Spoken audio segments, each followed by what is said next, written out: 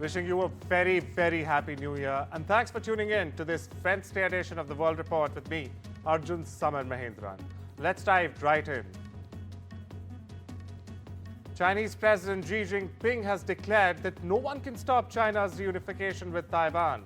In a New Year's speech, Xi reiterated his stance, calling the people on both sides of the Taiwan Strait one family and warning pro-independence forces both within Taiwan and abroad.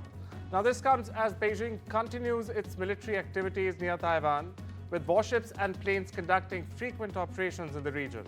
Taiwan, which rejects Beijing's sovereignty claims, still insists its future can only be decided by its own people. Now, tensions remain high, especially after Taiwan elected a new president in May, whom Beijing labels a separatist. Now, the year also saw large-scale Chinese war games around Taiwan, while U.S. arms sales to the island have added to the strain between Washington and Beijing. On the other hand, viewers, Taiwan's President Lai Ching-te has said on Wednesday that he would continue to strengthen the country's defense in the face of Beijing's aggression. In an address marking the first day of the new year, he underlined how everyone had a duty to protect the island's democracy. Lai described China, Russia, North Korea and Iran as quote-unquote authoritarian countries that collaborated to threaten the international order. 新的一年，变动的国际局势对全球民主国家而言充满严峻的挑战。当前俄乌战争、以哈冲突仍在进行，中国、俄罗斯、北韩、伊朗等威权政体更持续合流，威胁以规则为基础的国际秩序，严重影响印太及全球的和平稳定。 On Monday, the World Health Organization issued an urgent appeal to China, calling for transparency and access to vital information that could unlock the mystery of how COVID-19 first emerged. Now, it emphasized that without transparency and cooperation, the world risks being caught off guard by future epidemics all over again. But China's response on Tuesday was swift and rather defiant. The country's foreign ministry insisted they had already shared critical information with the world, including the viral gene sequence early on in the pandemic, and they dismissed any claims of withholding any data whatsoever. US President-elect Donald Trump has reiterated his stand with the H-1B visa row, backing merit over America First agenda being pushed by the MAGA supporters. Now, in his latest statement, viewers, Trump has said that he wants the smartest and the most competent people to come to the US, and that there will be new kinds of jobs available in the country under his presidency. This is as the Trump camp is divided over the visa issue. Republican Party supporters and Donald Trump's team, in fact, disagree on H-1B immigration debate. 30% of Republicans favored a decrease in legal immigration compared to only 14% Democrats. Thousands of people, led by students, rallied in Bangladesh's Dhaka, calling for the prosecution of ousted Prime Minister Sheikh Hasina and also those responsible for hundreds of deaths in a mass uprising against her government in July 2024. The country's anti-discrimination student movement organized what they call a March for Unity, viewers, at the central Shahid Minar. It's a national monument in Dhaka. Protesters chanted slogans calling for Hasina's trial and the banning of Awami League Party. South Korea's acting president Choi Sang-mok has appointed 2 justices to the Constitutional Court on Tuesday in an attempt to avoid further conflict in the country. At a cabinet meeting, Choi emphasized that the need for mediation and compromise is dire. The country has been plunged into a huge political crisis since former President Yoon Suk-yeol was impeached after imposing martial law earlier this month. Now, Choi has stressed that the appointment of the justices was out of desperation to end the political uncertainty and social conflict in order to prevent an economic crisis. Listen in to what he had to say.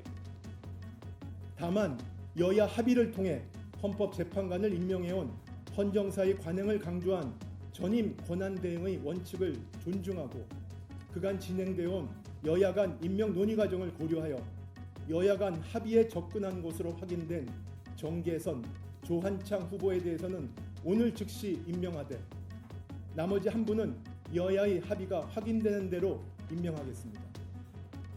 Relatives of the victims of a fatal plane crash of fire in South Korea visited the Muan airport.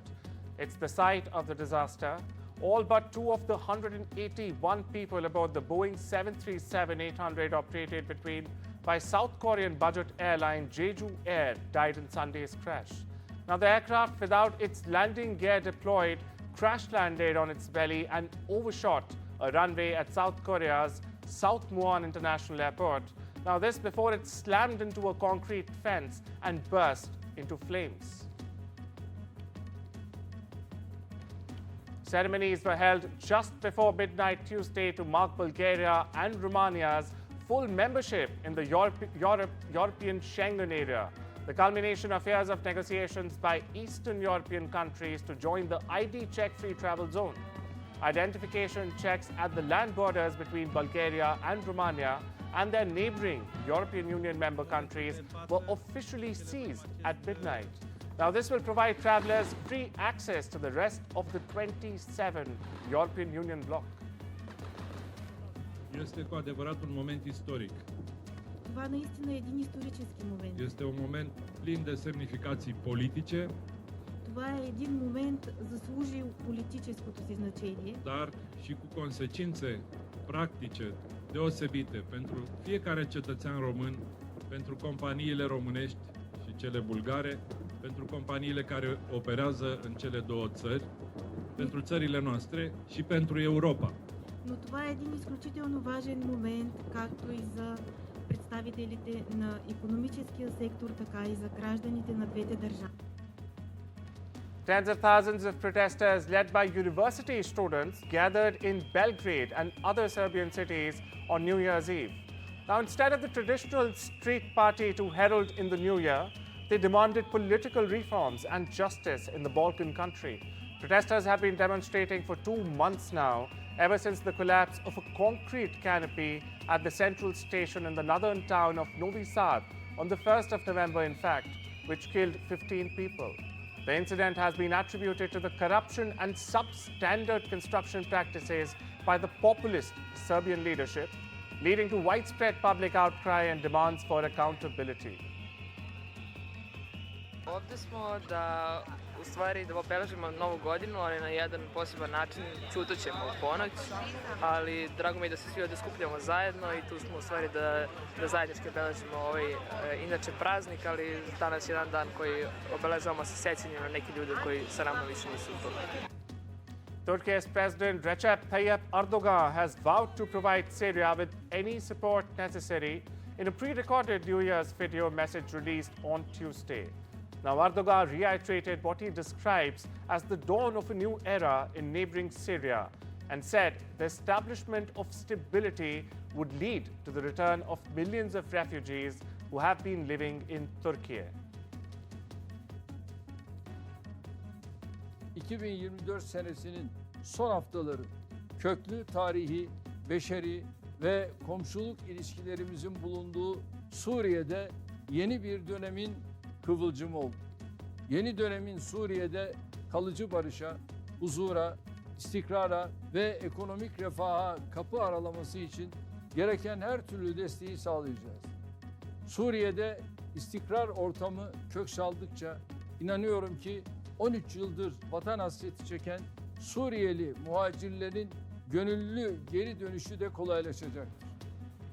Israel's ambassador to the United Nations has issued what he calls a final warning to Yemen's Iran-backed Houthi militants to halt missile attacks on the country.